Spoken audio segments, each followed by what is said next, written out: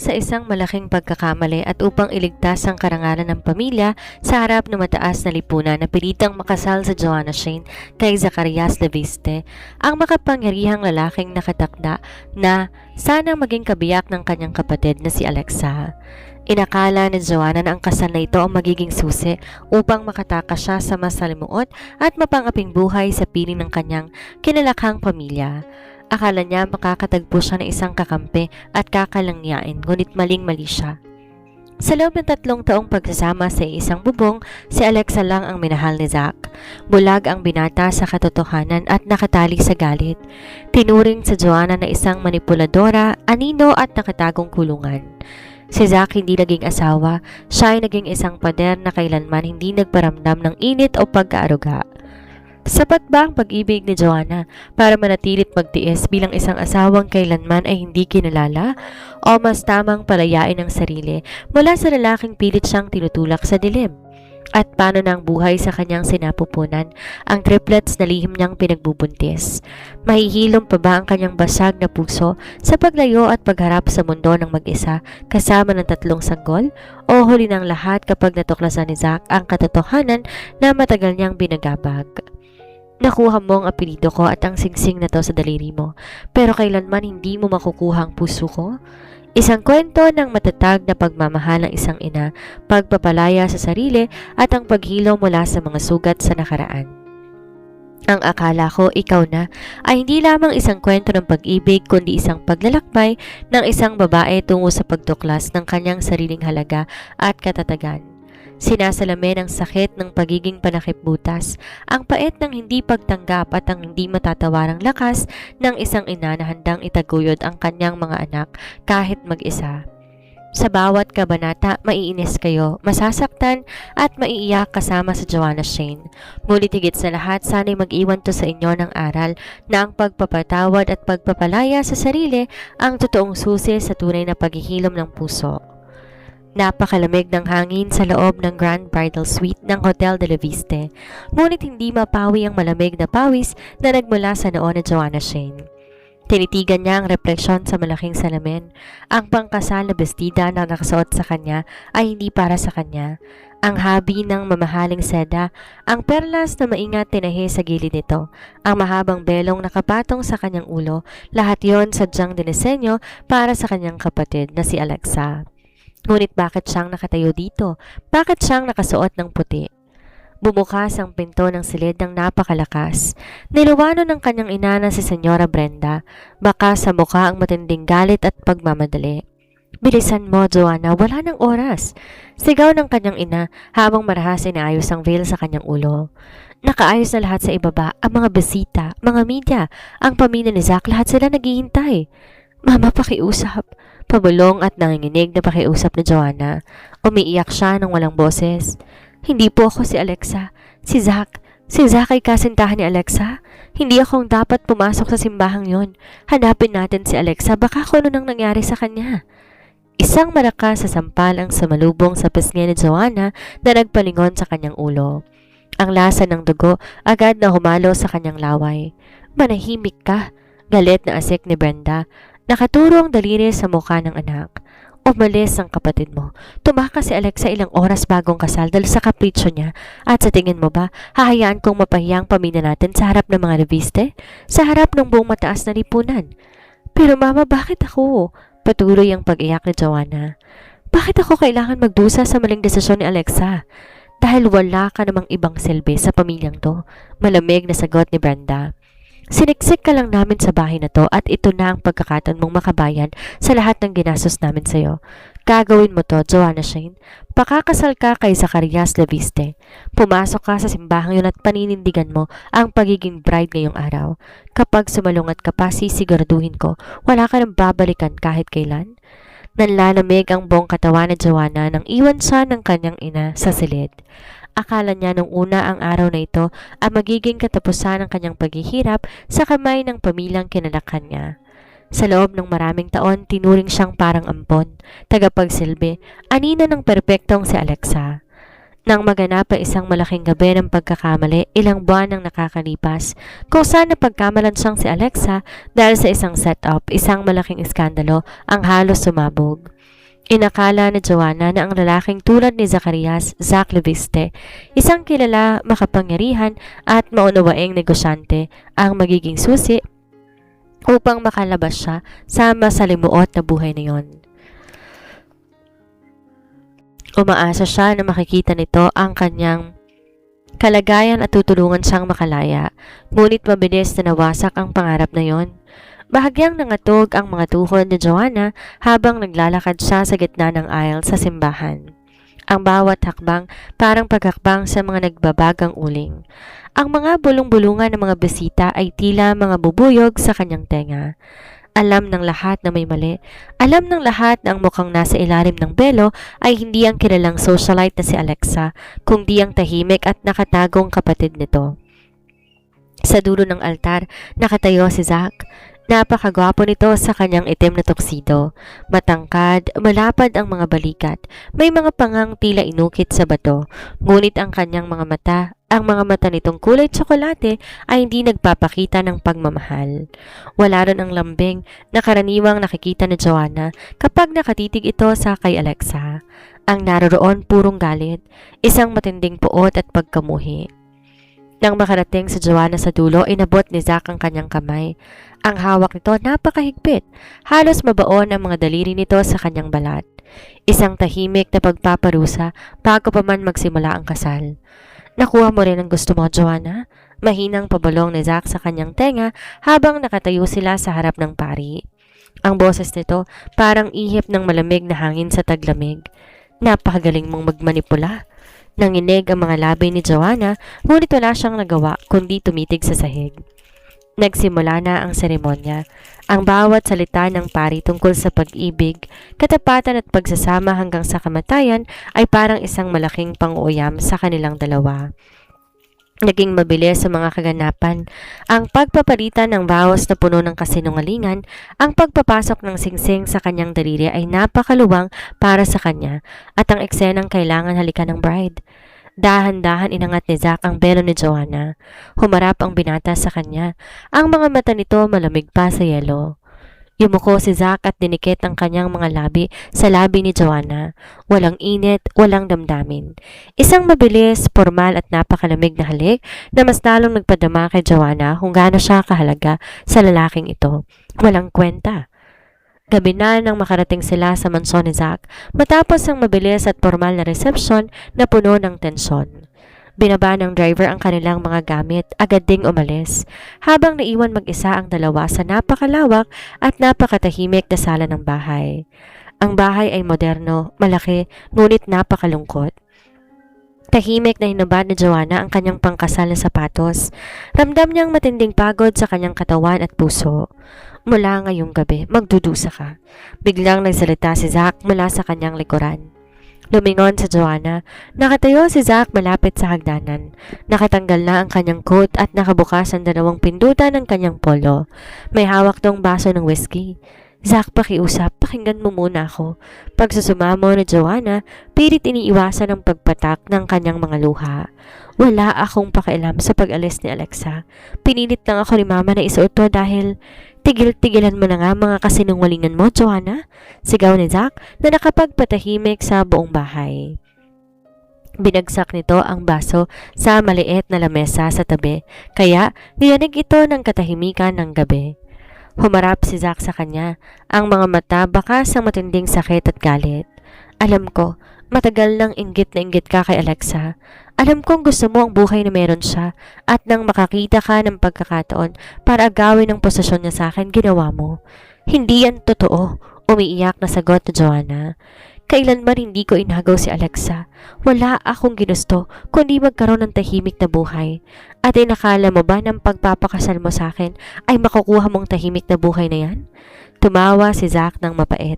Isang tawang walang kagalakan. Humakbang to papalapit kay Joanna hanggang sa ilang pulgada na lamang ang distansya nila sa isa't isa. Yumuko ito para pantayan ang mukha ni Joanna. Tandaan mo to, Joanna Shane? Pabulong ngunit mariing wika ni Zac. Nakuha mo ang apelyido ko. Nakuha mo ang singsing na ito sa daliri mo. Pero kailanman hindi mo makukuha ang puso ko dahil si Alexa lang ang babaeng mamahalin ko. Ikaw Isa ka lang paalala sa akin kung gaano kadumi ang mundo. Tumalikod si Zack at nagsimulang maglakad papaakyat sa hagdan. Sa kabilang kwarto ka matutulog? Huling habilin ni Zack nang hindi man lamang lumilingon. Huwag kang pumasok sa kwarto at huwag na huwag mong iisipin na magiging tunay na mag-asawa tayo. Naiwang nakatayo sa Joanna sa gitna ng malawak na sala. Napaupo siya sa sahig habang nakasandal sa sofa. Hawak ang kanyang dibdib na labis na nasasaktan. Tumingin siya sa kanyang daliri kung saan nakasuot ang silver na singsing. Napakaluwag noon, kasya kay Alexa, ngunit napakalaki para sa kanya. Isang malaking pagkakamali. Umiyak si Joanna sa gitna ng dilim at katahimikan ng gabi. Inakala niya na ang kasal na ito ang magiging pintuan niya palabas sa imperyo ng kanyang kinalakhang pamilya. Ngunit ngayon natanto niya, pumasok lamang siya sa isang mas malalim at mas malamig na kulungan. At sa kulungan na ito ang kanyang tagabantay ay ang lalaking kailanman na hindi siya titingnan bilang asawa. Mabilis lumipas sa mga araw na naging mga buwan. Hanggang sa mga buwan unti-unting naging taon. 3 taon. Sa loob ng 3 taon na yon, natutunan ni Joanna Shane kung paano ang isang napakalawak at mamahaling mansyon ay pwedeng maging pinakamalamig na kulungan sa buong mundo. Araw-araw bago pa man sumikat ang araw, gising na sa Joanna. Siya mismo ang naghahanda ng almusal ni Zack. Bawat pagkain nilalapag niya sa hapag, mula sa timpla ng kape hanggang sa tamang pagkakaprito ng itlog at pagkagrill ng bacon, maingat niyang pinag-aaralan. Ginagawa niyang lahat para maging isang mabuting asawa sa kabila ng katotohanan na hindi man lang siya tinitingnan ng lalaki. Rinig ni Joanna ang mabibigat na yabag ng sapatos ni Zack pababa ng hagdanan. Agad siyang tumayo ng maayos sa tabi ng hapagkainan. Inayos ang kanyang simpleng kasuotan at pilit nagpakita ng isang mahinahong ngiti. Lalabas sana si Zack patungong opisina, nakasuot ng kanyang formal na dark navy suit. Napakagwapo nito ngunit ang mukha ay nanatiling walang anumang ekspresyon. Malamig, seryoso at malayo. Zack, nakahanda na ang almusal. Maingat na saan ni Joanna. Ang kanyang boses ay tila isang pakiusap na sana'y marinig at pansinin man lamang. Nagluto ako ng paborito mong kape at hindi ako gutom. Malamig at maikling putol ni Zack habang inaayos ang kanyang wristwatch. Di man lamang ito inangat ang tingin sa kanya. Kahit kaunting kape lang, Zack, masyadong maaga pa para magtrabaho ng walang laman ng tiyan. Lumingon si Zack sa kanya. Ang mga mata nitong kulay tsokolate ay napakapurol, punong-puno ng pagkadismaya. Ilang beses ko bang kailangan sabihin sa'yo na wag mo kong pakikialaman, Joanna? Malamig nitong tanong. Huwag kang magpanggap na nag-aalala ka.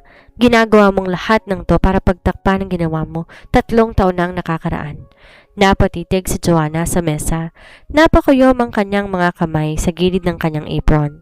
Zack, 3 taon nang nakakalipas hanggang ngayon, naniniwala ka pa ba rin bang sinadya kong lahat na gusto kong magpakasal sa'yo sa paraang yon? Isang mapait na tawa ang pinakawala ni Zack habang lumalapit sa kanya. Ang bawat hakbang ng binata ay nagdudulot ng kaba sa dibdib ni Joanna. Tumigil si Zack sa mismong harapan niya. O baka naman nakakalimutan mo, pabulong at puno ng puot na wika ni Zack. Sinira mo ang buhay ko, Joanna. Inagaw mo ang hinaharap na nakalaan para sa amin ni Alexa. Sa tingin mo ba, sa loob ng 3 taon na pagluluto mo at pag-ayos ng bahay na to, mababago niya ng katotohanan na ikaw ang dahilan kung bakit wala rito ang babaeng tunay kong mahal? Hindi ako ang dahilan kung bakit siya umalis. Di na napigil ang pait na sigaw ni Joanna habang ang mga luha ay nagsisimula ng mangilid sa kanyang mga mata. Kailan mabubuksan ang mga mata mo, Zack? Pinalaya ka na ni Alexa dahil ayaw niya sa'yo nung araw na yon. Hindi ako nagpalaya sa kanya, biktima rin ako. Isang malakas na hampas sa kahoy sa mesa ang ibinigay ni Zack na nagpayanig sa mga plato at tasa. Napapikit sa Joanna sa gulat. Huwag mong madungisan ang pangalan ni Alexa sa harap ko. Galit na asik ni Zack. Nakaturo ang daliri sa mukha ni Joanna. Si Alexa ay may mabuting puso. Umalis siya dahil nasaktan siya sa ginawa mo at ikaw ang nag-take advantage sa sitwasyon para makuha ang apelido ko at ang yaman ng pamilya ko. Wala akong hinihinging kahit ano sa'yo, Zack. Umiiyak na sagot na Joanna. Wala. Wala akong ginamit sa pera mo. Lahat ng ginagastos ko sa bahay na to ay mula sa sarili kong kita sa online jobs ko. Kailanman hindi ko hinihiling ang yaman mo. Tinitingnan siya ni Zack na may halong pag-aalinlangan, ngunit mabilis ding pinalitan ng muling pagmamatigas ang mukha nito. Tumawid to ng tayo at inayos ang kanyang suit. Manatili ka sa bahay na to kung gusto mo. Malamig na habirin ni Zack bago tumalikod. Pero wag na wag mong aasahan na magiging tunay na asawa mo ko. Para sa akin, isa ka lang nakatira sa bahay na to. Isang anino. Walang lingon-likod na naglakad si Zack papalabas ng pinto. Rinig ni Joanna ang mabilis na pagharurot ng kotse nito pabalik sa lansangan. Naiwang mag-isa si Joanna sa gitna ng dining room. Napaupo siya sa sahig, itinakip ang dalawang kamay sa kanyang mukha at doon ibinuhos lahat ng sakit na 3 taon niya ng pilit kinikimkim. Araw-araw ganito. Bawat umaga ay paalaala kung gaano siya kawalang halaga sa lalaking nilaan niya ng kanyang buong puso at pag-aaruga. Inakala niya noong una na ang katapatan at pagmamahal ay sapat na para lumambot ang pusong gawa sa bato. Ngunit nagkamali siya. Si Alexa lang ang nakikita ni Zack. Si Alexa lang ang naririnig nito. Si Alexa lang ang laman ng isip at puso nito. Isang phantom na patuloy na nagmumulto sa kanilang marriage. Nang kumalma ang kanyang pag-iyak, dahan-dahang tumayo si Joanna para linisan ang hapag. Ngunit bago pa niya maihakbang ang kanyang paa, biglang sumakit ang kanyang ulo at nagdilim ang kanyang paningin. Napahawak siya sa gilid ng mesa upang hindi mabuwal. Kasabay noon ang isang matinding pagkahilo at pagbaliktad ng kanyang sikmura. Dali-dali siyang tumakbo patungong banyo, sinuka ang walang lamansan sa ibabaw ng sink. Nangatal ang kanyang buong katawan. Nang matapos ang pagkahilo, napatingin siya sa salamin. Ang kanyang mukha maputla, may maitim na bilog sa ilalim ng mata dahil sa kulang na tulog at patuloy na stress. At doon, bilang naisip ni Joanna ang isang bagay na nagpatigil sa ikot ng kanyang mundo. Huli na ang kanyang buwan ng regla ng 2 buwan. Dahan-dahang bumaba ang kanyang kamay patungo sa kanyang patag na tiyan. Kinaumagahan din noon palihim siyang bumili ng pregnancy test sa pinakamalapit na butika, malayo sa kanilang subdivision. Dito sa loob ng maliit na banyo, habang nanginginig ang mga kamay, tinitigan ni Joanna ang maliit na plastic device na nakapatong sa ibabaw ng sink. 1 linya, 2 linya, malinaw, kulay rosas, positibo. Napasinghap si Joanna at mabilis sinakip ang kamay sa kanyang bibig upang pigilan ang malakas na paghikbi. May buhay sa loob ng kanyang sinapupunan. May sanggol na nabuo. Isang bunga na isang gabi ng kalasingan ni Zack. Ilang buwan ang nakakaraan kung saan napagkamalan siya nitong si Alexa sa gitna ng dilim. Ngunit hindi lang yon. Nang magtungo si Joanna sa isang pribadong klinika kinahapunan para sa isang ultrasound, mas malaki pa palang gulat ang naghihintay sa kanya. Tinitigan ng doktora ang monitor ng may halong pagkamangha. Mrs. Loviste, nakikita mo ba to? Turo ng doktora sa 3 maliliit na bilog sa screen. Hindi lang isa ang baby mo, triplets ang pinagbubuntis mo. 3 malulusog na heartbeat. Tila huminto ang mundo ni Joanna. 3 sanggol sa kanyang tiyan? Habang hawak ang kopya ng ultrasound picture habang naglalakad pabalik sa mansyon, halo-halong emosyon ang pumuno sa dibdib ni Joanna. May labis na kagalakan dahil magkakaroon na siya ng sariling pamilya, mga anak na tunay na nagmamahal sa kanya nang walang kapalit. Ngunit kasabay noon na isang napakabigat na katanungan na nagpapaalala sa kanya ng kanyang totoong kalagayan. Sapat ba ang kanyang pagmamahal para manatili bilang asawa ng isang lalaki na kailanman ay hindi na siya tinuring na asawa? O oras na nga ba para palayain ng sarili hindi lamang para sa kanyang sariling kapakanan, kundi para sa proteksyon ng 3 sanggol na nasa kanyang sinapupunan? Nakatitig si Joanna sa 3 maliliit na bilog sa ultrasound picture na hawak niya. Sa kabila ng matinding takot at kawalan ng kasiguraduhan sa hinaharap, nakaramdam siya na isang kakaibang init sa kanyang dibdib. Isang uri ng pag-ibig na kailanman ay hindi niya naranasan sa kanyang pamilya o sa kanyang asawa. Triplets, 3 maliliit na buhay ang lumalaki sa loob ng kanyang sinapupunan. Tinupi niya na maingat ang papel at tinago yon sa pinakailalim ng kanyang personal na Durabox sa loob ng kanyang kwarto. Hindi pa ito ang tamang panahon para sabihin kay Zack. Sa katunayan, hindi niya alam kung dapat pa bang malaman ng binata. Pumatak ang alas 7 ng gabi. Narinig ni Joanna ang ugong ng sasakyan ni Zack sa labas ng garage. Agad niyang pinalitan ng mahinahon at walang bakas ng pag-aalala ang kanyang mukha bago lumabas patungo kusina. Pumasok si Zack sa bahay. Magasang matinding pagod sa mga mata nito. Bahagyang nakatagilid ang kanyang tie at nakatupi ang mga sleeves ng kanyang polo. Tulad ng dati, wala siyang kibo habang nilalapag ang kanyang briefcase sa gilid ng sofa. Nakahanda ng hapunan, Zack, mahinahong saad ni Joanna habang inilalapag ang huling plato sa lamesa. Nagluto siya ng mainit na sabaw ng sinigang, isang simpleng pagkain na alam niyang nakakaginhawa kapag galing sa mahabang panahon ng pagtatrabaho. Hindi sumagot si Zack. Dire-diretso tong umakyat sa ikalawang palapag upang magpalit ng damit. Buntong hininga ang pinalabas na Joanna bago naupo sa isa sa mga silya sa hapag. Dati, labis siyang nasasaktan kapag binabaliwala siya nito. Ngunit ngayon ang bawat lamig at pabalang na kilos ni Zack ay nagiging paalala sa kanya ng limitasyon ng kanyang posisyon sa buhay ng lalaki. Pagkalipas ng 10 minuto, bumaba si Zack. Naupo sa tapat ng hapag, tahimik na kumuha ng kanin at sabaw at nagsimulang kumain. Tahimik ang buong kainan. Ang tanging naririnig lamang ay ang kalansing ng mga kuberto sa porcelain na plato. Tinitigan ni Joanna ang mukha ng kanyang asawa. Sa kabila ng kanyang galit at pait, hindi may kakaila kung gaano niya kamahal ang lalaking to. Ngunit hanggang kailan niya kayang pakainin ng kanyang puso ang mga tira-tirahang atensyon at panlalamig. Zack, panimula na Joanna. Di nagangat ng tingin ng binata. Ano yon? Naisip mo na ba kung paano kung di na talaga bumalik si Alexa? Maingat at pabulong niyang tanong. Paano kung subukan natin? Subukan nating ayusin to? 3 taon na, Zack, baka pwede nating simulan uli. Bigla ay tinapon ni Zack ang kanyang kubyerto sa plato. Ang malakas sa tunog noon ay nagpapatak sa puso ni Joanna. Inangat ni Zack ang kanyang mga mata, tila may naglalagablab na apoy sa galit. Huwag mo nang uulitin yan, Joanna. Zack, nagtatanong lang ako. Hindi tayo magiging totoong mag-asawa kailanman? Asik ni Zack. Nakaturo ang daliri sa kanya. Ba't ba napakatigas ng ulo mo? Ang kasal na to ay isang formalidad lang para isalba ang pangalan ng pamilya mo at ng pamilya ko. Huwag mong isipin na dahil magkasama tayo sa isang bubong, may karapatan kang humingi ng higit pa sa binibigay ko. Naglilingkod ako sa iyo araw-araw, Zack.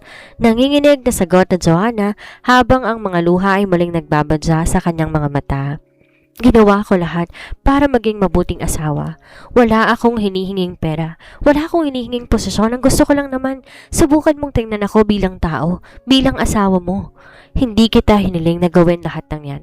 Malamig ang depensa ni Zack habang tumatayo mula sa kanyang silya. Ginagawa mo yan dahil gusto mong linisin ang konsensya mo. Pero kahit anong gawin mo, Joanna, hindi mo maibabalik ang 3 taon na nawala sa amin ni Alexa dahil sa kataksila ng pamilya mo. Napatitig si Joanna sa lalaki. Napakasakit. Ang bawat salita ni Zack ay parang laso na unti-unting pumapatay sa natitirang pag-asa sa kanyang puso. May pupuntahan ako, maikling saad ni Zack habang kinukuha ang kanyang coat at susi ng kotse sa counter. Gabi na, Zack, saan ka pupunta? Lumingon ang binata bago tuluyang lumabas ng pinto. Sa lugar kung saan wala ka, wag mo kong hihintayin.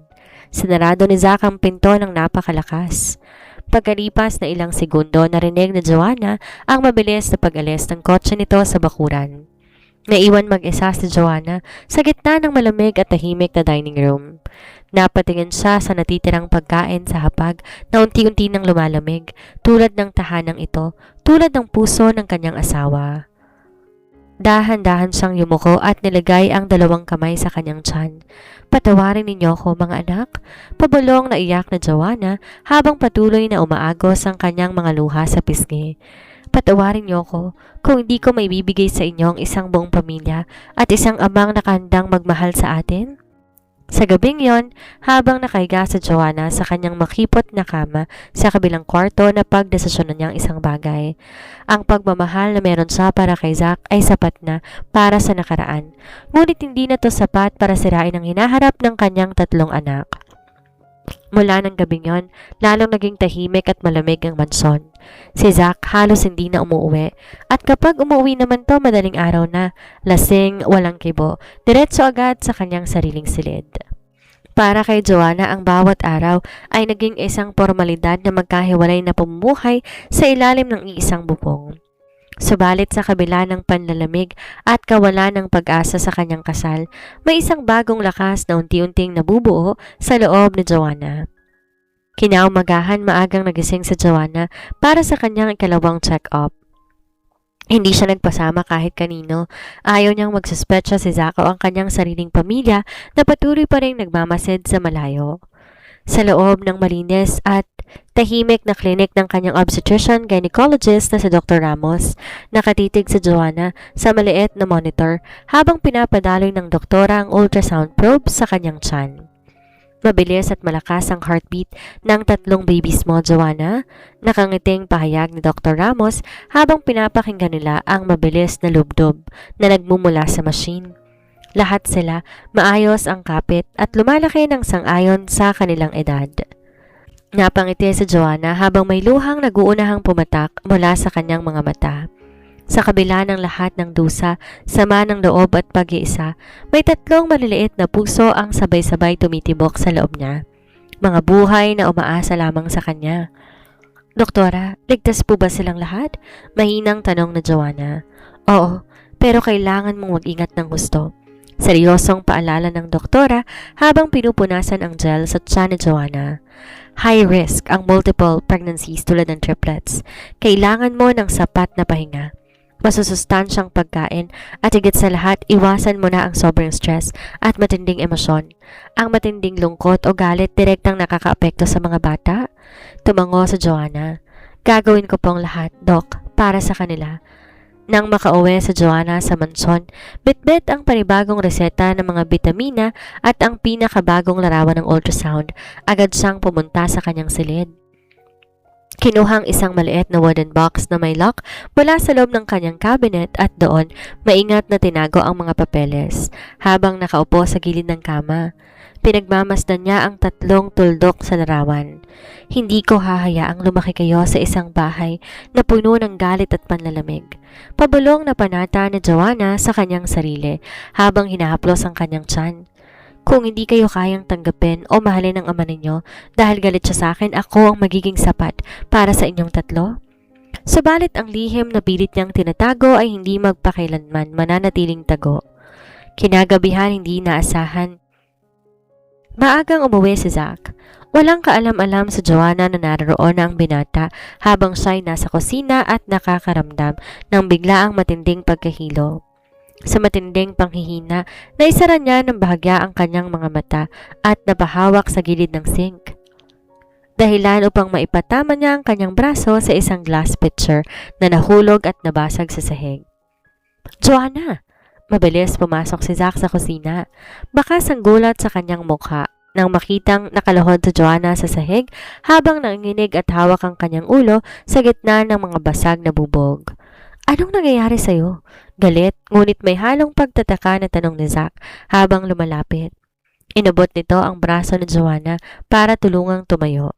Ngunit napansin nito ang labis na kaputlaan sa mukha ng babae. Bakit napakaputla mo? May sakit ka ba? Wala. Otal na sagot na Joanna habang pilit na humahawak sa counter. Nahilo lang akong bigla. Maayos lang ako, Zack. Kumunot ang noo ni Zack habang nakatitig sa mukha ng asawa. Pansin ko nitong mga nakarang linggo, palagi kang tulala at hindi kumakain ng maayos. Kung may sakit ka, pumunta ka sa ospital. Huwag mong paabutin sa punto na kailangan pa kitang alagaan. Ang malamig na mga salitang iyon parang sampal kay Joanna, ngunit sa halip na masaktan, napangiti na lamang siya ng mapait. Huwag kang mag-alala, Zack. May nahong sagot na Joanna habang dahan-dahang binabawi ang kanyang braso mula sa pagkakahawak ng binata. Hindi ko kailanman hinihingi na alagaan mo ko. Alam ko ang lugar ko sa buhay mo. Tinitigan siya ni Zack ng matagal. May kakaibang kislap sa mga mata ng binata, parang may gustong sabihin o kaya itanong. Ngunit agad din tong napalitan ng pader ng katigasan. Mabuti kung ganon, maikling saad ni Zack bago tumalikod at umalis na sa kusina. Tinitigan ni Joanna ang likod ng kanyang asawa habang ito ay naglalakad papalayo. Sa sandaling yon, lalong luminaw sa kanya ang katotohanan. Si Zack ay nakatali sa kanyang nakaraan, habang siya naman may 3 bagong buhay na kailangan dalhin tungo sa hinaharap. At ang lihim sa kanyang sinapupunan ang magiging susi niya upang tuluyang makawala sa kadenang nagtatali sa kanya sa lalaking kailanman ay hindi siya minahal. Dumaan ang mga linggo at unti-unti nang nagbabago ang hugis ng katawan ni Joanna. Dahil 3 ang baby sa kanyang tiyan, mas mabilis na lumaki ang kanyang puson kumpara sa karaniwang pagbubuntis. Pilit niyang tinatago to sa pamamagitan ng pagsuot ng maluluwag na damit at malalaking sweater tuwing nasa paligid si Zack. Ngunit ang buhay na pilit niyang pinanatiling tahimik ay tuluyang niyanig sa isang hindi inaasahang hapon. Nasa gitna sa Joanna ng pag-aayos sa sala nang marinig niya ang paghinto ng isang sasakyan sa harap ng gate. Sunod noon ang tunog ng bell at ang pagbukas ng pintuan. Inakala na Joanna na si Zack yun, ngunit nang mag-angat siya ng tingin, tila huminto ang ikot ng mundo at napatigil siya sa kanyang paglalakad. Nakatayo sa pintuan ng mansyon na isang babae na nakasuot ng eleganteng designer dress. May malaking sunglasses na nakapatong sa ulo, may bitbit na luxury handbag. Ang kanyang hubog ng mukha, ang paraan ng kanyang pagtayo at ang aura nito napaka-pamilyar. Si Alexa. Joanna? Mahinang saad ni Alexa habang nakatitig sa kanya. Bakas ang gulat sa mata, ngunit mabilis ding napalitan na isang malamig at mapagmalaking ngiti. So, totoo nga. Dito ka nga nakatira sa bahay ng fiancé ko. Nangatal ang mga kamay ni Joanna. Napaatras siya ng ilang hakbang. Habang ang kanyang puso ay nag-uunahang tumibok sa matinding kaba at pait. Alexa, kamusta, kapatid? Malambing ngunit puno ng lason ang boses ni Alexa habang pumasok to sa loob ng sala ng walang alinlangan. Natila ba sa kanya pa rin ang buong bahay? Pinagmamasdan ito ang bawat sulok ng mansyon bago muling humarap kay Joanna. Narinig ko ang nangyari, 3 taon nang nakakalipas. Mukhang nagtagumpay ka sa plano mo, no? Ang makuha ang buhay na para sa akin? Wala akong plinano, Alexa. Depensa ni Joanna, bagaman mahina ang boses dahil sa pakinginig. Ikaw ang umalis. Tumakas bago ang kasal, pinalabas niyo ni Mama na ako ang may kasalanan sa lahat. Tumawa ng mahina si Alexa, isang tawang puno ng pang-uuyam. Humakbang to papalapit kay Joanna at itinapat ang mukha sa kanya. Umalis ako dahil may mga bagay akong kailangan asikasuhin sa ibang bansa. Pero alam mo kung anong masaya, Joanna? Pabulong na wika ni Alexa, nakatitig ng diretso sa mga mata ni Joanna. Kahit 3 taon akong nawala, kahit ikaw ang naglagay sa kontrata ng kasal at nakatira sa bahay na to. Alam nating dalawa kung sino talaga ang nasa puso ni Zack at pumunta ako dito para bawiin ng sa akin. Bago pa man makapagsalita si Joanna, narinig nila ang pagbukas ng pinto sa likuran. Pumasok si Zack, hawak ang kanyang suit jacket. Ngunit nang makita nito ang babaeng nakatayo sa gitna ng sala, mabilis na nabitawan ni Zack ang hawak nitong gamit.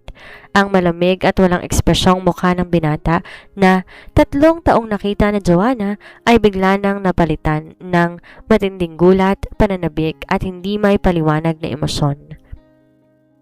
Alexa, nanginginig na banggit ni Zack sa pangalan ng babae. Zack, malambing na tawag ni Alexa habang mabilis tumakbo papalapit sa binata at agad tong niyakap ng mahigpit. Bumalik na ako, Zack. Patawarin mo ko sa pag-alis ko. Bumalik ako para sa'yo. Napatitig sa Joanna sa eksena sa kanyang harap. Nakita niya kung paano dahan-dahang itinaas ni Zack ang kanyang mga braso upang gumante sa yakap ni Alexa. Nakita niya ang kislap sa mata ng kanyang asawa. Ang kislap ng pagmamahal na kailanman sa loob ng 3 taong pagsasama nila ay hindi pinadama ni Zack sa kanya kahit kailan. Parang may sumaksak sa dibdib ni Joanna, pinilipit ang kutsilyo sa loob noon. Ang sakit ay napakatindi na halos hindi siya makahinga. Dahan-dahan kumala si Alexa sa yakap at humarap kay Zack habang nakahawak pa rin sa kamay ng binata. Nabalitaan ko ang lahat. Patawarin mo ko kung naiwan ka sa piling ng babaeng yan. Pero narito na ako, Zack. Hindi na ako aalis muli. Tumingin si Zack kay Joanna. Ang mga mata nito na kanina lang ay puno ng lambing para kay Alexa, muling naging malamig at puno ng pag-aalinlangan nang mapadako ang tingin sa kanya. Joanna, malamig na tawag ni Zack habang di man lang binibitawan ang kamay ni Alexa. Umakyat ka muna sa kwarto mo. Mag-usap kami ni Alexa. Ang mga salitang yon, mga simpleng salita ng pagtataboy, ang naging huling kumpirmasyon kay Joanna. Sa bahay na ito, sa bahay ng lalaking to, wala talagang lugar para sa kanya. Siya lamang ang labis, ang extra, ang aninong kailangang itago kapag dumating na ang tunay na liwanag. Tumango sa Joanna ng dahan-dahan, pilit pinipigil ang luhang nagbabadya sa kanyang mga mata. Hawak ang kanyang tiyan sa ilalim ng liwanag niyang damit, dahan-dahan siyang tumalikod at naglakad paakyat sa hagdan. Habang naglalakad siya palayo, narinig pa niya ang malambing na boses ni Alexa at ang pabulong na sagot ni Zack. Pumasok sa Joanna sa kanyang kwarto, sinarado ang pinto. Napasandal siya sa pinto habang dahan-dahan napaupo sa sahig. Doon ibinuhos niya lahat ng tahimik na iyak na hindi niya mailabas sa harap nila. Nilagay niya ang dalawang kamay sa kanyang bumubukol na tiyan. Tapos na, pabulong na iyak na Joanna habang nakapikit. Dumating na ang tunay na may-ari ng puso ng ama ninyo at oras na para umalis tayo. Simula nung araw na bumalik si Alexa, tuluyan ang naging estranghero si Zack sa sarili niyang tahanan. Mas madalas tong kasama ng kapatid ni Joanna. Ang mga gabi na dating ginugugol ni Zack sa kanyang silid-aklatan ay napalitan ng mga lantarang paglabas kasama si Alexa. Mga hapunang umaabot ng madaling araw, mga kaganapang panlipunan kung saan buong pagmamalaking ipinapakilala ni Zack si Alexa habang sa Joanna nanatiling nakakulong sa malamig na mansyon. Hindi na nagprotesta sa Joanna. Bawat araw ginugugol niya sa tahimik na pag-aayos ng kanyang mga gamit at sa paghanda sa kanyang nalalapit na paglisan. Ang kanyang tiyan ay kapansin-pansin dahil sa tatlong buhay na mabilis na lumalaki sa kanyang sinapupunan. Ngunit pilit niya pa rin sinusuot ang pinakamalulubang niyang jacket upang walang sino man ang makahalata. Nang dumating ang gabi ng huling pagsubok, ang gabing tuluyan ng pumutol sa natitirang hibla ng pag-asa sa puso ni Joanna, isang matinding bagyo ang sumapit. Malakas ang buhos ng ulan, naglalagablab ang mga kidlat sa kalangitan.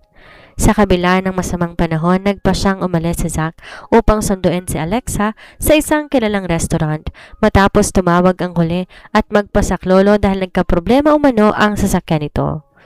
Nang gabi ring yon, habang nag-iisa si Joanna sa bahay, biglang sumakit ng matindi ang kanyang ibabang tiyan. Isang matalas at gumagapang na sakit ang nagpaigting sa kanyang paghinga.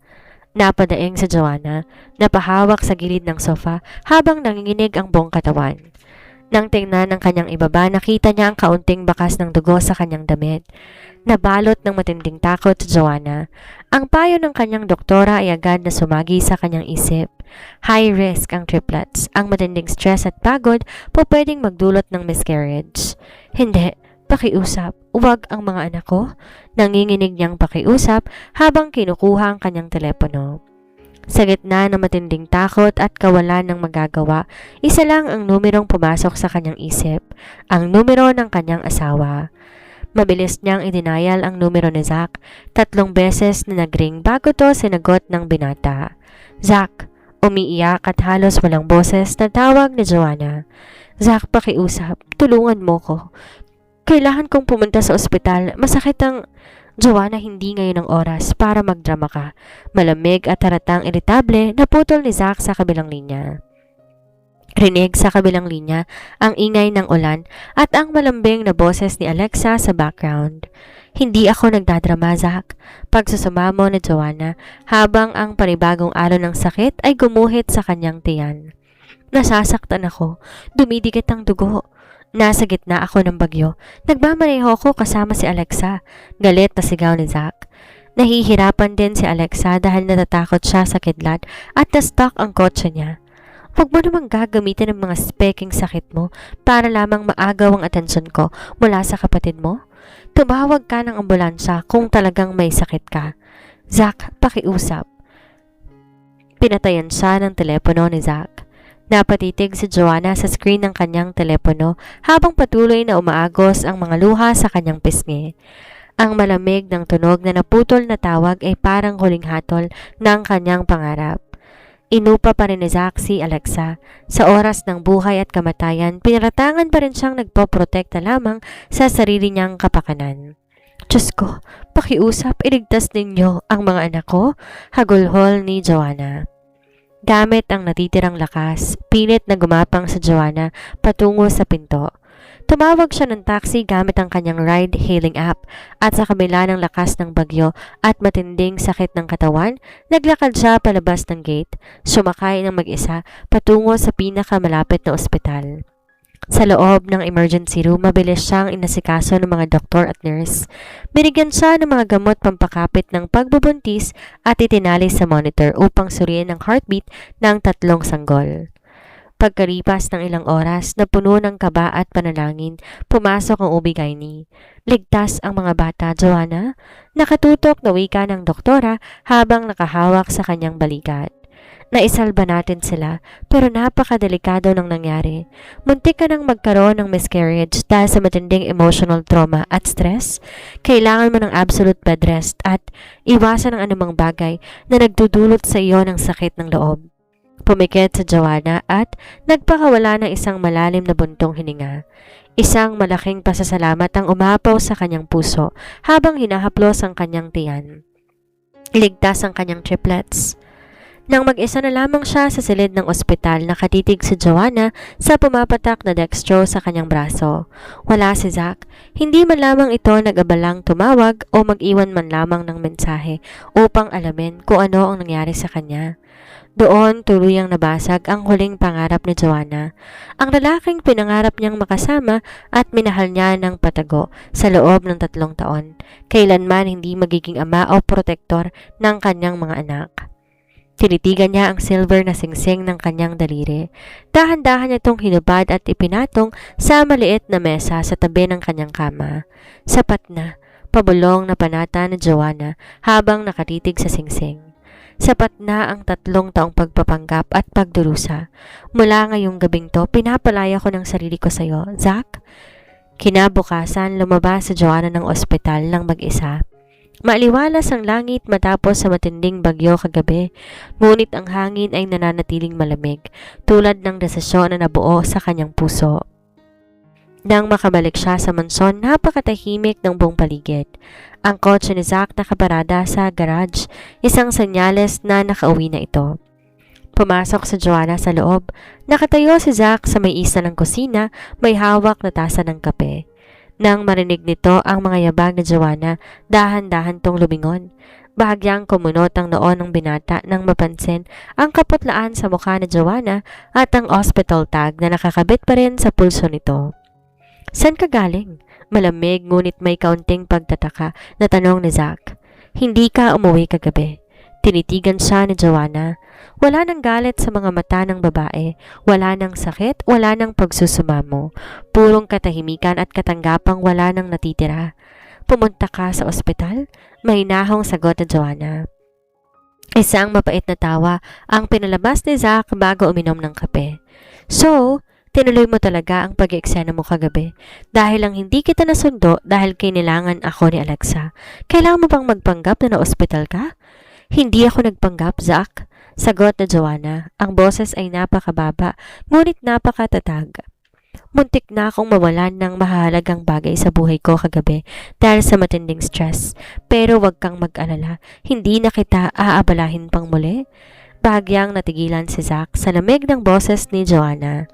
Karaniway nagpapaliwanag to, umiiyak o nagmamakaawa na pakinggan siya. Ngunit ngayon tila may pader na nakatayo sa pagitan nila na hindi kayang tibagin ng kahit anong salita.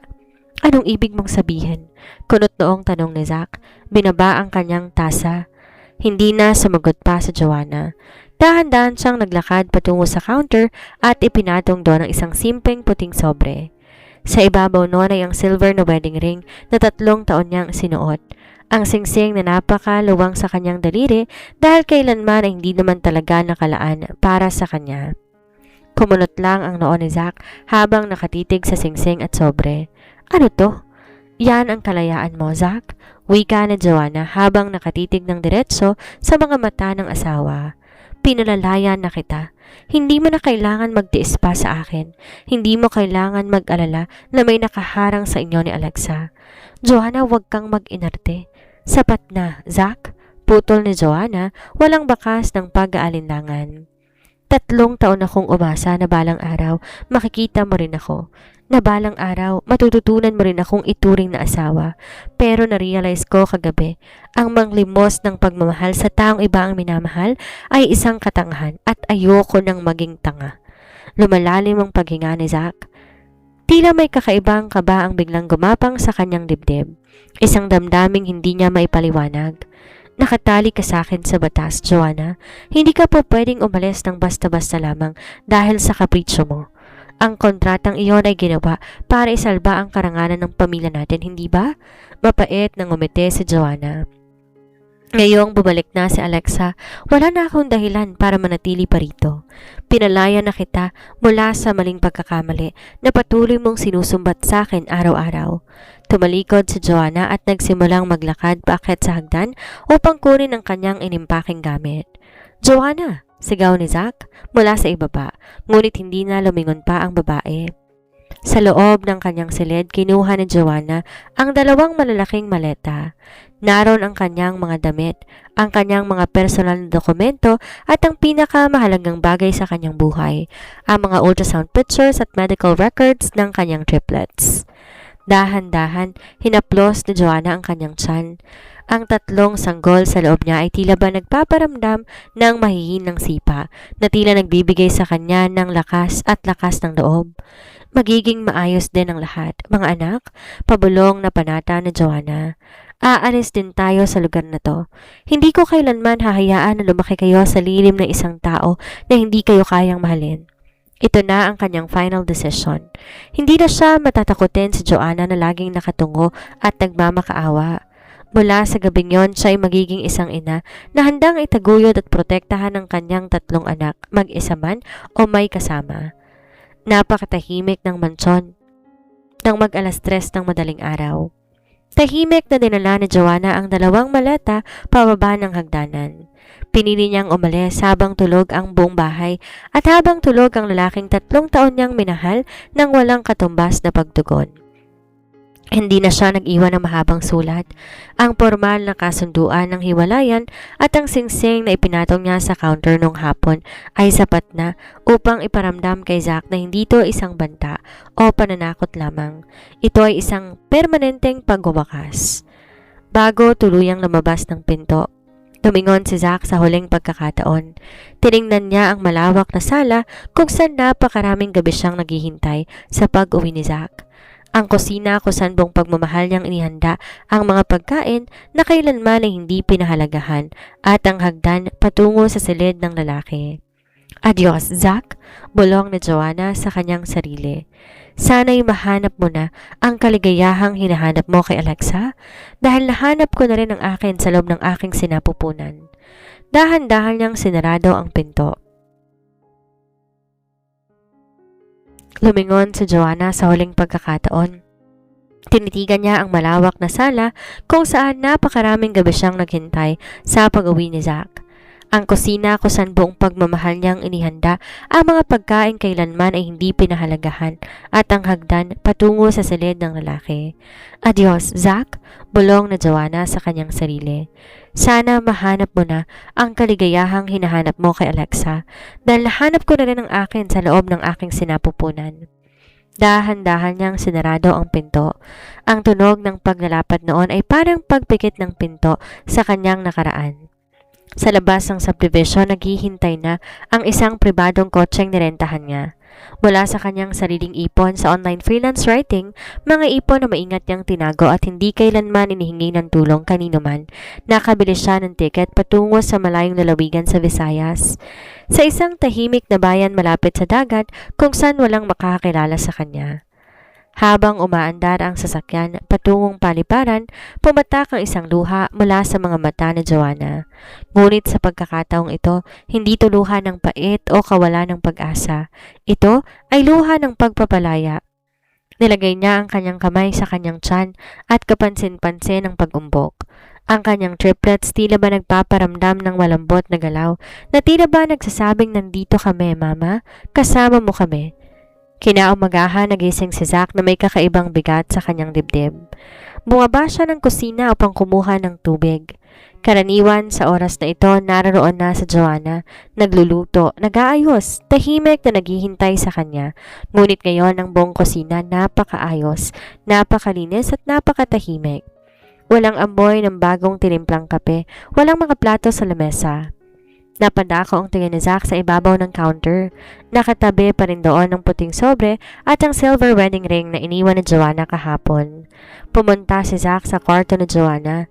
Binuksan niya ang pinto. "Joanna?" Tawag niya, ngunit walang sumasagot. Malinis ang silid. Nakatupi ng maayos ang kumot. Nang buksan niya ang cabinet, kalahati ng mga damit doon wala na. Ang mga gamit ito sa vanity table ubos na rin. Wala na sa Joanna, tuluyan na itong umalis. Isang hindi maipaliwanag na pakiramdam ang biglang sumaksak sa dibdib ni Zack. Isang uri ng sikip at hapis na kailanman ay hindi niya naramdaman nung umalis si Alexa 3 taon na ang nakakaraan. Umalis siya? Pabulong na wika ni Zack sa sarili habang nakatitig sa bakanteng kama. Agad niyang kinuha ang kanyang telepono, tinawagan ang numero ni Joanna. "The number you are dialing cannot be reached." Subukan man niya ng paulit-ulit, sarado na ang linya nito. Tinawagan niya ang kanyang mga tauhan upang ipahanap ang kinaroroonan ni Joanna sa mga terminal at ospital, ngunit tila naglaho na parang bula ang babae. Napatitig si Zack sa wedding ring na hawak niya ngayon sa kanyang palad. Sa unang pagkakataon, sa loob ng 3 taon, nakaramdam siya na isang malaking bakante at malamig na puwang sa kanyang dibdib. Lumalabas ang liwanag ng umaga sa maliit at tahimik na bayan ng San Rafael, isang nayon na malapit sa baybayin ng Visayas. Ang simoy ng hangin ay may amoy ng maalat na dagat at ng mga ligaw na bulaklak, malayo sa mausok, maingay at malamig na mundong iniwanan ni Joanna sa Maynila. Dito sa isang simpleng bungalow sa may maliit na bakuran, sinimula ni Joanna Shane ang kanyang bagong buhay. 6 na buwan ang mabilis na lumipas mula ng gabing yon ng kanyang paglisan. Sa tulong ng kanyang sariling ipon at ng patuloy niyang trabaho sa online bilang isang freelance graphic designer at writer, nakapagtayo siya sa isang payak, ngunit tigtas na tahanan para sa kanya at sa kanyang mga anak. Nakatayo si Joanna sa bakuran habang dahan-dahang inahaplos ang kanyang malaking tiyan. Nasa ikasam na buwan na siya ng kanyang pagbubuntis, ang dating payat at walang kasing putlang babae na meron na ngayong pinkish na rami sa kanyang mga pisngi at kislap ng tunay na kaligayahan sa kanyang mga mata. "Malapit na, mga anak," pabulong na wika ni Joanna habang pinaparamdam ang sipa ng 3 maliliit na paa at kamay sa loob niya. "Konting tiis na lamang at makikita ko na kayo." "Joanna, ito na ang mainit na sabaw ng malunggay." Lumingon si Joanna at gumiti na makita si Aling Rosa, ang mabait at matandang kapitbahay na naging parang ikalawang ina sa kanya mula nang lumipat siya sa bayan. Walang nakakaalam sa nakaraan ni Joanna rito. Ang alam lang ng mga tao ay isang matapang na solong ina na naghahanda para sa pagsilang ng kanyang triplets. "Maraming salamat po, Aling Rosa." Malambing na pasalamat na Joanna habang kinukuha ang mangkok. "Diyos ko, napakalaki na talaga ng tiyan mo," nakangiting komento ng matanda habang nakatitig sa kanya. "Sigurado ako, magiging napakalusog at napakagwapong mga bata niyan. Ang tatay kaya nila hindi ba talaga magpapakita?" Bahagyang natigilan si Joanna, ngunit mabilis ding nagbalik ang mahinahong ngiti sa kanyang labi. Walang pait, walang galit. "Wala na po siya sa buhay namin, Aling Rosa. Ako lang po at ang 3 ito," mahinahong sagot niya. Noong gabing yon, habang nakahiga si Joanna at nagbabasa ng libro, biglang naging sunod-sunod ang matinding sakit sa kanyang tiyan. Mas matindi at mas mabilis ang agwat kumpara sa mga nakaraang panginginig. Kasabay noon ang pag-agos ng tubig sa kanyang mga hita. Pumutok na ang kanyang panubigan. "Aling Rosa!" sigaw ni Joanna habang nakahawak sa pader. Mabilis na nagkagulo sa maliit na bahay. Sa tulong ni Aling Rosa at ng tumawag na tricycle driver, mabilis na nadala si Joanna sa Provincial Hospital ng bayan. Sa loob ng delivery room ang mga sigaw ng sakit at pag-ire ni Joanna humalo sa tunog ng mga medical monitor. Dahil triplets ang ipinagbubuntis niya, napakalaking hamon ng kanyang panganganak. Ngunit tumanggi ang kanyang puso na sumuko. "Sige pa, Joanna, isang malakas na iri pa," utos ng doktora. Inipon ni Joanna lahat ng natitirang lakas sa kanyang katawan. Ang lakas ng isang ina na handang magtiis ng anumang sakit para sa kanyang mga anak. Isang malakas na iyak ng sanggol ang yumakap sa buong silid. "Boy, malusog na lalaki," sigaw ng doktora. Ngunit hindi pa tapos. Pagkalipas ng ilang minutong matinding pakikipaglaban, isa pang lalaki. At sa huling malakas na pag-ire ni Joanna habang luhang-luha ang kanyang mga mata. At isang napakagandang babae. Nang ipatong ng mga nurse ang tatlong maliliit na sanggol sa kanyang dibdib, tila huminto ang ikot ng mundo para kay Joanna. Nakatitig siya sa tatlong maliliit na mukha, mga sanggol na may maitim na buhok, matutulis na ilong at malalambot na balat. Sina Liam, Zacarias, Ethan Shane at Zariah Alexa ang kanyang triplets, habang umiiyak at hinahalikan ng paulit-ulit ang maliliit na ulo ng kanyang mga anak. Naramdaman ni Joanna ang tuluyang paghilom ng kanyang puso. Ang 3 taong dusa, ang sakit ng pagbabaliwala at ang pait ng nakaraan ng natunaw sa init ng yakap ng kanyang mga baby. "Welcome to the world, my babies," pabulong na hagulhol ni Joanna sa gitna ng kaligayahan. "Hindi ko kailangan ng kahit na sino dahil kayo ang buong mundo ko." Lumipas ang 7 buwan mula nung gabi ng paglisa ni Joanna. Sa Maynila na natiling nakatayo ang mamahaling mansyon ng mga Leviste. Ngunit para kay Zacarias wala na roon ang init at sigla ng isang tahanan. Ang bawat sulok ng bahay tila ba nag-iiwan ng isang napakatahimik ngunit napakalakas na echo ng nakaraan.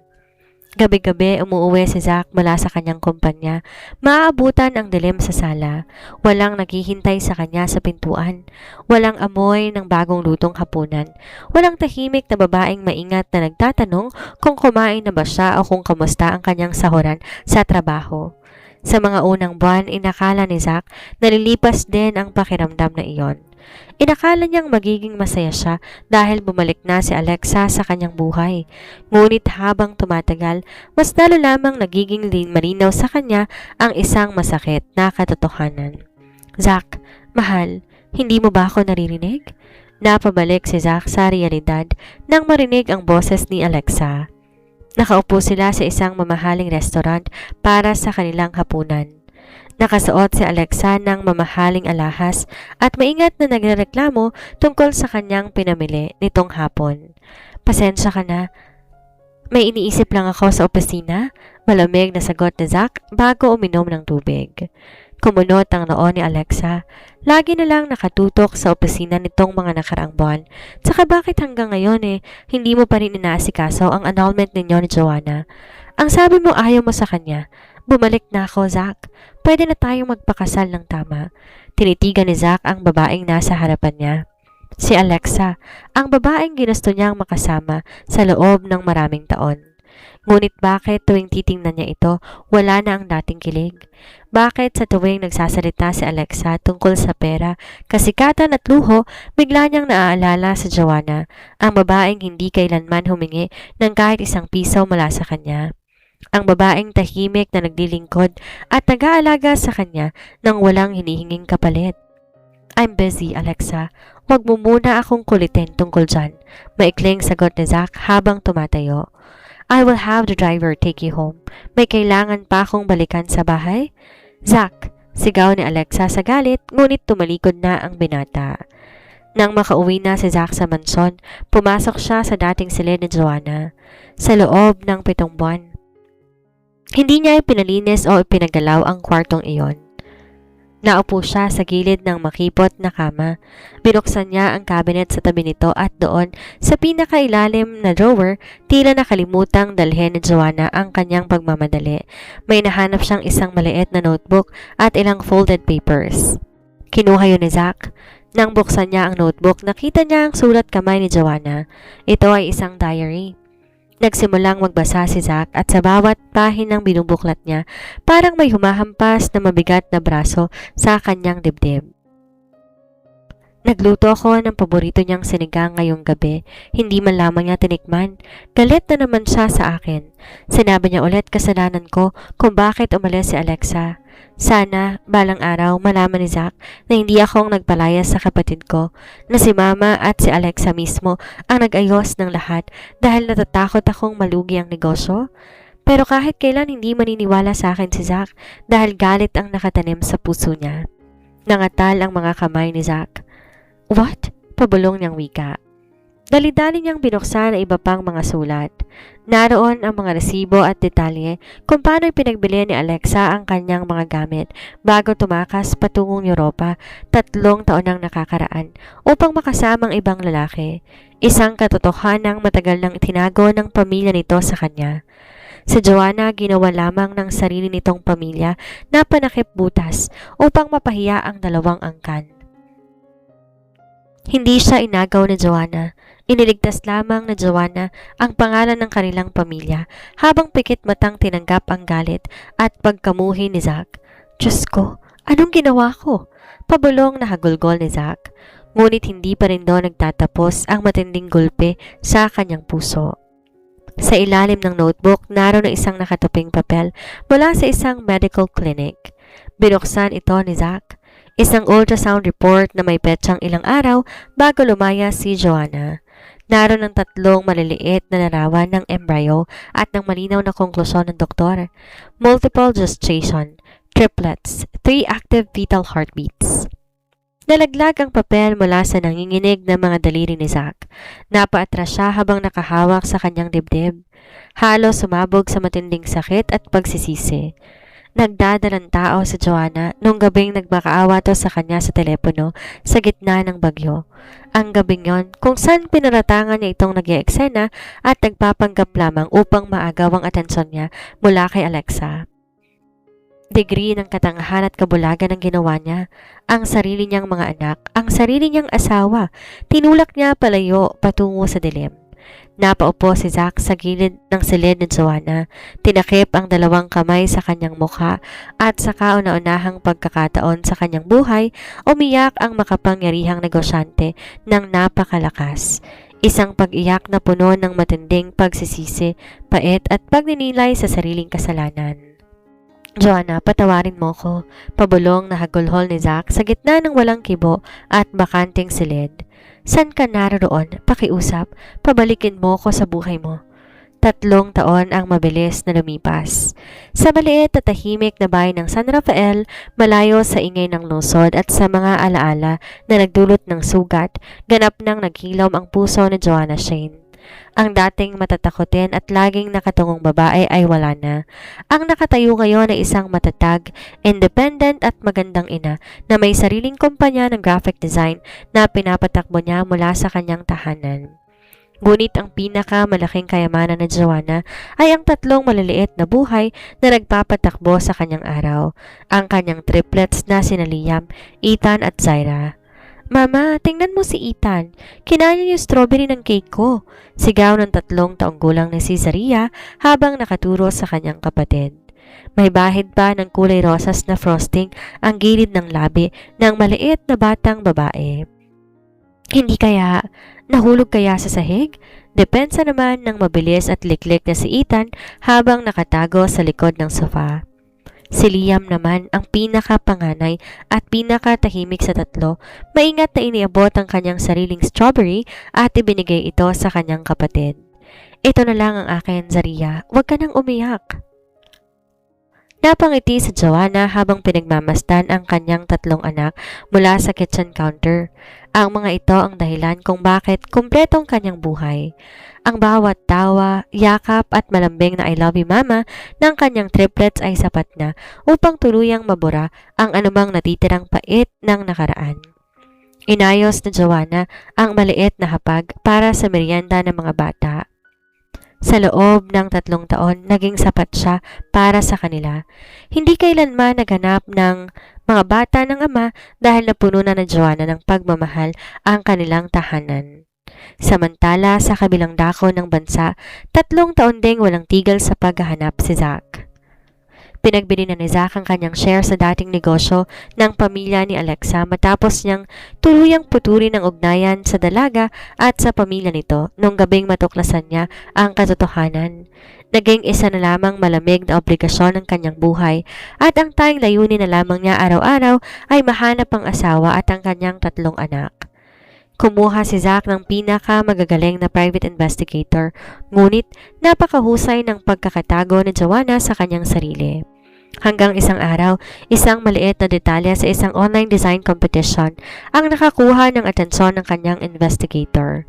Isang artist na gumagamit ng alias na JS Triplet Design na nakarehistro sa isang maliit na lalawigan sa Visayas.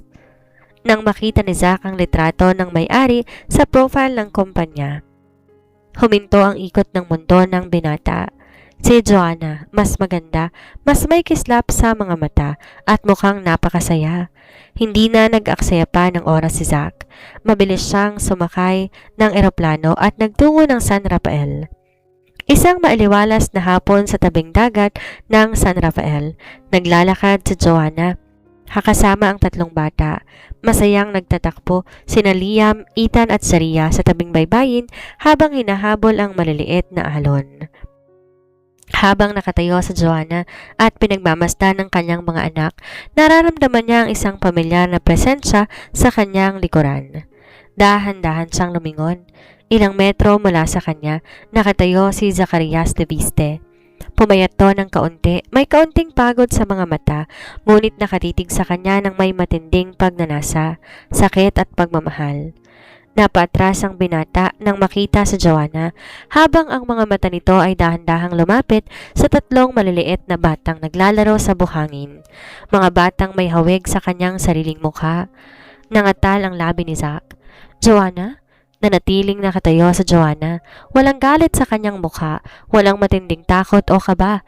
Ang tanging naroroon ay isang malalim na katahimikan ng isang babaeng ganap ng magaling ang puso. Zach, mahinahong bati ni Joanna. Lumalapit si Zach, bawat hakbang tila napakabigat habang umiiyak ng walang boses. Joanna, 3 taon. 3 taon kitang hinanap. Patawarin mo ko. Pakiusap, patawarin mo ko sa lahat ng nagawa ko sa'yo. Naupo si Zach sa buhanginan sa harap ni Joanna, isang bagay na kailanman hindi nakala ng babae na gagawin na isang makapangyarihang lalaki. Tinitigan siya ni Joanna ng may pag-unawa. Dahan-dahan siyang lumapit at pinatayo ang binata. Tumayo ka, Zach, pabulong na wika ni Joanna. Wala kang kailangan hilingin na kapatawaran. Pinapatawad na kita bago pa man ako umalis sa bahay mo. Joanna. Napatingin si Zach sa mata ng asawa. Nalaman ko ang lahat. Ang tungkol kay Alexa, ang tungkol sa pamilya mo, at ang tungkol sa mga anak natin. Pakiusap, bigyan mo ko ng pagkakataong bumawi. Hayaan mong maging ama ko sa kanila. Hayaan mong maging asawa ko sa'yo. Umiling si Joanna ng dahan-dahan, ngunit may matatag, ngunit nangiti sa kanyang mga labi. Pinatawad na kita, Zach, dahil ayokong magdala ng galit sa puso ko habang pinalalaki ko ang mga anak ko. Mahinahong paliwanag ni Joanna. Pero ang pagpapatawad, hindi nangangahulugan na kailangan natin bumalik sa nakaraan. Masaya na ako rito. Buo na ako at nahilom na ang puso ko ng mag-isa. Tinitigan ni Zach sa Joanna at doon niya na-realize ang pinakamasakit na katotohanan. Ang babaeng dating nagmamakaawa para sa kanyang pagmamahal ay hindi na kailangan ng pagmamahal niya upang maging masaya. Napatigil ang oras sa pagitan nilang dalawa. Ang hangin galing sa dagat ay marahang napapasayaw sa buhok na Joanna, habang ang mga yapak ng triplets at ang kanilang masayang halakhak ay naririnig mula sa hindi kalayuan. "Mama, look! Deep sea monster!" sigaw ni Ethan habang hawak ang isang hugis kakaibang basag na sigay bago patakbong lumapit sa kinaroroonan nila. Ngunit unti-unting bumabagal ang pagtakbo ng bata nang mapansin ng matangkad at estrangherong lalaki na nakatayo sa tabi ng kanyang ina. Mabilis sumunod sina Liam at Zaria. Dahan-dahang tumabi kay Joanna, hawak ang damit ng kanilang ina habang inuusisa ang kanilang malalaking mata ang lalaking bukas ang luha sa mukha. Nangatal ang buong katawan ni Zach. Lumuhod sa basang buhanginan upang maging kapantay ng paningin ng tatlong bata. Sa kauna-unahang pagkakataon, nakita niya ng malapitan ng kanyang mga anak. Ang mga matang tulad ng sa kanya, ang mga labit ilong na may bakas ng kay Joanna. "Hello!" Nanginginig ang boses na bati ni Zach sa mga bata. Pilit pinipigil ang patuloy na pagbuhos ng kanyang mga luha. Ako si Tito Zach?"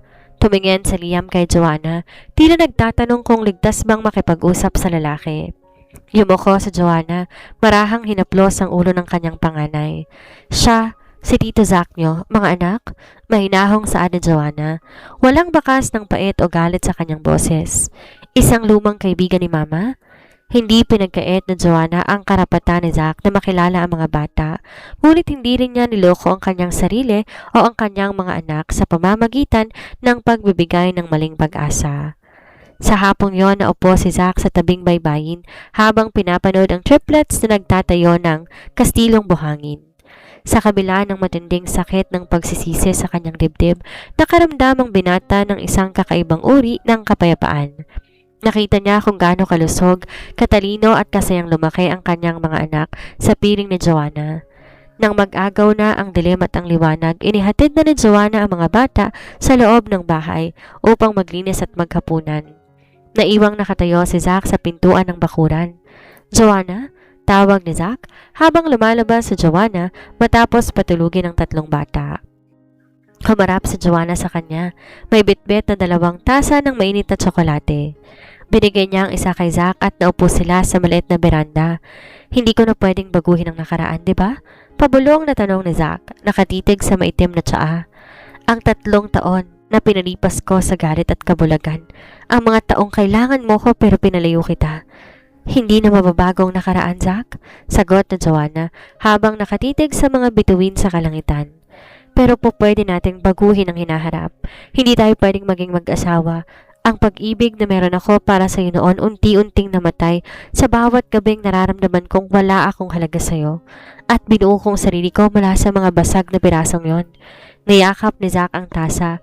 Tanggap ang katotohanan ang babaeng tinaboy niya noon ay di na kailanman magiging kanyang muli. "Pero mga bata," dagdag ni Joanna na nagpatingin kay Zach, "may karapatan silang makilala ang ama nila at may karapatan kang maging ama sa kanila kung handa kang maging responsableng bahagi ng buhay nila ng walang anumang kondisyon." Nanlaki ang mga mata ni Zach sa gulat bago napalitan ng isang taus-pusong pasasalamat. "Paninindigan ko yon, Joanna.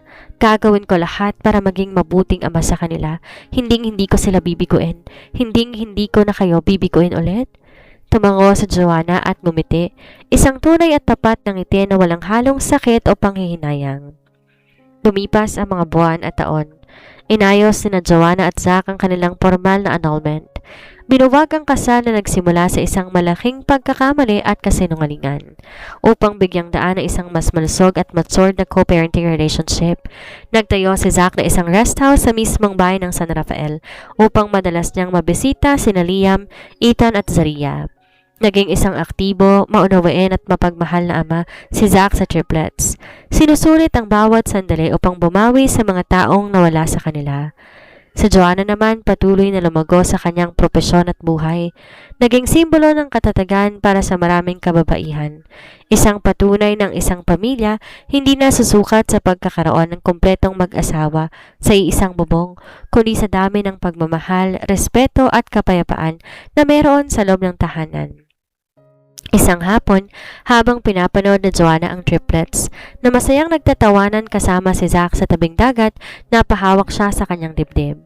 Wala na ang sugat, wala na ang pait. Ang natitira na lamang ay ang malawak at malayang bukas na naghihintay sa kanila. Pinalaya niya ang kanyang sarili mula sa lalaking hindi siya tinuring na asawa at sa pagpapalayang yon nahanap niya ang pinakadakilang uri ng pag-ibig, ang pagmamahal sa sarili at sa kanyang mga anak. Mabilis na lumipas ang panahon. 7 taong gulang na sina Liam, Ethan at Zaria. Sa nakalipas na 4 na taon mula nang mag-usap sina Joanna at Zack sa tabing dagat, marami ang nagbago. Di sa paraang tulad ng mga tradisyonal na kwento kung saan nagkabalikan ang mag-asawa, kundi sa isang paraang mas masustansya, mas maayos at may totoong respeto sa isa't isa. Ngayong araw, ang ikapitong kaarawan ng triplets. Mula pa madaling araw, abala na sa Joanna sa pag-aayos ng maliit na pavilion sa tabing dagat na pinalamutian ng mga kulay asul, puti at rosas na balon-balunan. Isang malaking banner ang nakasabit sa gitna, "Happy 7th birthday, Liam, Ethan and Zaria." "Mama, look at my dress!" Patakbong tawag ni Zaria habang umiikot sa harap ni Joanna. Nakasuot ng simpleng floral sundress at may koronang gawa sa mga ligaw na bulaklak sa kanyang ulo. "Napakaganda naman ng princess ko." Nakangiting hinalika ni Joanna ang pisngi ng anak. "Mama, nasaan na raw si Tito Papa?" tanong ni Liam habang maingat na nilalagay ang mga invitation card sa lamesa. Bahagyang napangiti sa Joanna sa tawag ng mga bata kay Zack, "Tito Papa." Isang kakatwang pinagkasundo nila upang kilalanin ang biological nitong papel habang ginagalang ang distansyang pinili nilang panatilihin. "On the way na daw siya, Liam. Kasama niya si Aling Rosa at ang mga regalo ninyo," sagot na Joanna. Ilang minuto lang ang lumipas. Narinig na ang busina ng sasakyan ni Zack. Nang bumaba ito mula sa kanyang sasakyan, agad na tumakbo ang 3 bata patungo sa kanya. "Tito Papa!" sigaw ni Ethan habang unang yumakap sa hita ni Zack. "Happy birthday, my babies!" nakangiting bati ni Zack. Mabilis na binuhat si Zaria at tinalikan sa noo habang ginulo naman ang buhok ni Liam at Ethan. Tinitigan ni Joanna si Zack mula sa malayo. Nagbago na rin ang binata sa nakalipas na mga taon. Nawala na ang malamig, arrogant at laging galit na aura nito. Ang nakatayo ngayon ay isang amang masayahin, maunawain at laging nakatutok sa kapakanan ng kanyang anak. Nang makalapit si Zack sa pavilion, nilapag nito ang mga kahon ng malalaking regalo sa gilid bago humarap kay Joanna. "Good morning, Joanna." Maingat na bati ni Zack. "Good morning, Zack. Salamat at nakarating ka ng maaga." Mahinahong sagot na Joanna. "Hindi ko naman po pwedeng mamiss ang 7 taon ng mga bata." Ngumiti si Zack. Tiningnan niya si Joanna, ang babaeng mas lalong nagiging anghel ang kagandahan sa paglipas ng panahon dahil sa kapayapaang nasa puso nito. "Napakaganda ng setup na ginawa mo. Pagtutulungan namin ng mga bata at ng mga kapitbahay," sagot na Joanna bago inabutan ng baso ng cold juice si Zack. Naging masaya at maingay ang buong hapon. Dumating ang mga kalaro ng triplets mula sa paaralan at kapitbahayan. May mga laro, kainan at tuloy-tuloy na halakakan. Kitang-kita ang galing ni Zack sa pakikipaglaro sa mga bata. Isang bagay na hindi kailanman inisip ni Joanna na magagawa ng dating malamig na negosyante. Nang mag-agaw ng dilim at magsimula ng magsiuwi ang mga bisita, naiwan ang triplet sa baybayin habang gumagawa ng kastilyong buhangin sa ilalim ng liwanag ng buwan at mga pailaw sa pavilion. Naupo si Zack sa tabing dagat, hawak ang isang tasa ng kape. Lumapit sa Joanna, naupo sa isang wooden bench sa likuran nito. "Joanna?" panimula ni Zack habang nakatitig sa mga alon.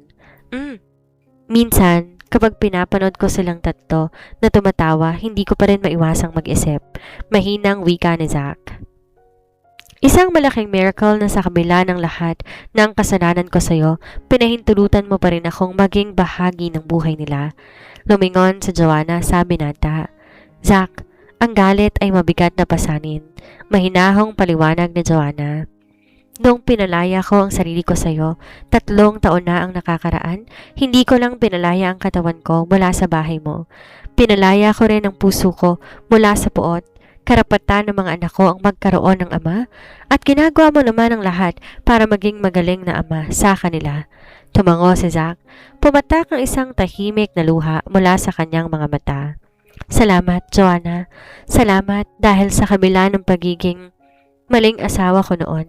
Tinuruan mo ko kung paano maging tamang tao at tamang ama ngayon. Lumapit ang triplets patungo sa kanila, bit-bit ang tatlong maliliit na cupcake na may nakatirik na kandila. Mama, Tito Papa, blow the candles with us? Masayang aya ni Zaria. Tumayo sina Joanna at Zack, lumuhod katapat ng tatlong bata.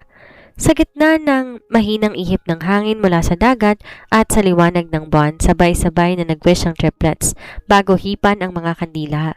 Anong inunang wish nyo? Tanong ni Zack sa mga anak. Tumingin si Liam kay Joanna pagkatapos ay kay Zack at ngumiti ng napakalapad. Na sana, lagi lang tayong ganito, masaya, walang nag-aaway at laging magkakasama sa kaarawan namin. Nang matinginan sina Joanna at Zack sa isa't isa, kapwa may mga pamilya ng ngiti sa kanilang mga labi.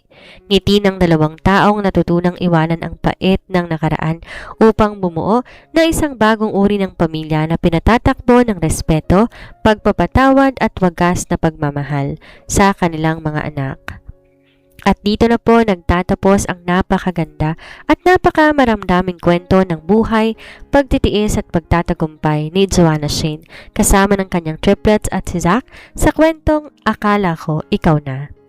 Isang kwentong nagpapaalala sa atin na hindi lahat ng nagtatapos ay kailangan magkabalikan sa romance. Kung di minsan ang totoong happy ending ay ang mahanap mo ang peace, pagmamahal sa sarili at ang pagiging buo mo para sa inyong mga anak. Isang mainit at taos-pusong pasasalamat sa ating mga tagapakinig. Unang-una, maraming salamat po sa inyong walang sawang pagsubaybay mula sa Kabanata 1 hanggang sa ating special chapter. Ang inyong mga komento, pag-iyak, pagpalo sa mesa dahil sa inis kay Zack at ang inyong pagpapala kay Joanna ang nagbigay buhay sa kwentong ito. Sa bawat pagpindot ninyo ng play, sa bawat pag-share ninyo ng ating mga episodes, labis-labis po ang aming pasasalamat dito sa Ayasha TV. Kayo po ang dahilan kung bakit patuloy kaming nagbibigay ng mga kwentong kapupulutan ng aral, inspirasyon at pag-asa. Para sa ating mga kababayang OFW sa iba't ibang panig ng mundo, sa ating mga kababayan sa Middle East, Asia, Europe, Amerika, at sa mansulok ng mundo na nakikinig habang nagtatrabaho, nagpapahinga sa flat, o habang namimiss ang pamilya sa Pilipinas, ang kwentong ito ay para rin sa inyo. Tulad ni Joanna Shane, alam namin marami sa inyong nagtitiis sa malamig na pakikitungo ng tadhana, nagpapakasakit at lumalaban ng mag-isa sa malayo para lang mabigyan ng magandang bukas ang inyong mga anak at pamilya. Kayo man ay nasaktan, napagod o pakiramdam nyo, nag-iisa kayo sa gitna ng dilim, sana'y maging paalala ang kwentong to na napakatapang ninyo. Hindi habang buhay nasa ilalim kayo ng bagyo, darating din ang araw ng inyong paghilom. Ang araw na maaari nyo nang maani ang bunga ng inyong sakripisyo at ang araw na yayakapin kayo ng mahigpit ng inyong mga mahal sa buhay. Saludo po ang Ayasha TV at si Miss Sandra sa inyong katatagan at sakripisyo. Kayo ang tunay na inspirasyon. Kung nagustuhan niyo po ang kwentong ito, huwag pong kalimutang i-like, share, and subscribe ang ating channel or page. At mag-iwan ng inyong saloobin sa comment section. Anong pinakamalaking aral na natutunan ninyo kay Joanna? Magkita-kita po tayong muli sa susunod na kwento ng buhay, pag-ibig at pag-asa. Hanggang sa muli, ito po ang inyong lingkod, Miss Sandra, at ang buong pamilya ng Ayasha TV nagpapaalala. Ipadama ang pagmamahal dahil ang pusong nagpapatawad ay nagmamahal, laging nagtatagumpay. God bless us all. Stay safe po sa lahat ng ating mga OFW at maraming salamat po.